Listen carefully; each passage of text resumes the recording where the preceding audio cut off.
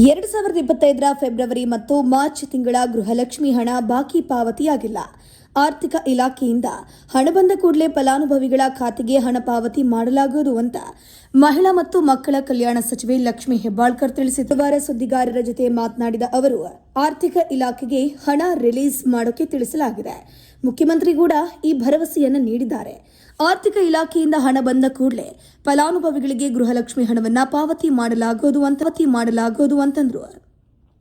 ಇದೇ ವೇಳೆ ಬಿಪಿಎಲ್ ಪಡಿತರ ಚೀಟಿ ರದ್ದಾದ ಗೃಹಲಕ್ಷ್ಮಿ ಫಲಾನುಭವಿಗಳಿಗೆ ಯೋಜನೆ ಅಡಿಯಲ್ಲಿ ಸಹಾಯಧನ ಸ್ಥಗಿತಗೊಳಿಸಲಾಗುವುದು. ಗೃಹಲಕ್ಷ್ಮಿ ಯೋಜನೆ ಅಡಿಯಲ್ಲಿ ಹಿಂದೆ ಬಿಪಿಎಲ್, ಎಪಿಎಲ್, ಅಂತ್ಯೋದಯ ಪಡಿತರ ಚೀಟಿ ಹೊಂದಿದ ಮನೆ ಯಜಮಾನಿಯರಿಗೆ ಸಹಾಯಧನ ನೀಡಲಾಗುತ್ತಿದೆ. ಆದರೆ ಇದೀಗ ಕುಟುಂಬದಲ್ಲಿ ಯಾರಾದರೂ ಜಿಎಸ್ಟಿ ಅಥವಾ ಆದಾಯ ತೆರಿಗೆ ಪಾವತಿಸುತ್ತಿದ್ರೆ ಗೃಹಲಕ್ಷ್ಮಿ ಸಹಾಯಧನ ನೀಡೋದಿಲ್ಲ. ಫಲಾನುಭವಿಗಳಿಗೆ ಹಣವನ್ನು ಪಾವತಿ ಮಾಡಲಾಗುತ್ತೆ. ಆಹಾರ ಇಲಾಖೆ ನಿಯಮ ಪಾಲಿಸದ ಪಡಿತರ ಚೀಟಿಗಳನ್ನು ರದ್ದು ಮಾಡಲಾಗುತ್ತಿದ್ದು, ಬಿಪಿಎಲ್ ಪಡಿತರ ಚೀಟಿ ರದ್ದಾದ ಕುಟುಂಬಗಳ ಯಜಮಾನಿಯರಿಗೆ ಗೃಹಲಕ್ಷ್ಮಿ ಸಹಾಯಧನ ಸ್ಥಗಿತ. ಆಹಾರ ಇಲಾಖೆಯಿಂದ ದಾಖಲೆಗಳನ್ನು ಪಡೆದು ಮುಂದಿನ ಕ್ರಮವನ್ನು ಕೈಗೊಳ್ಳಲಾಗುವುದು ಅಂತಂದ್ರು. ಮತ್ತಷ್ಟು ಸುದ್ದಿಗಳಿಗಾಗಿ ನೋಡ್ತಾ ಇರಿ ಪಬ್ಲಿಕ್ ನ್ಯೂಸ್ 24x7. ಇದು ಸತ್ಯದ ಧ್ವನಿ.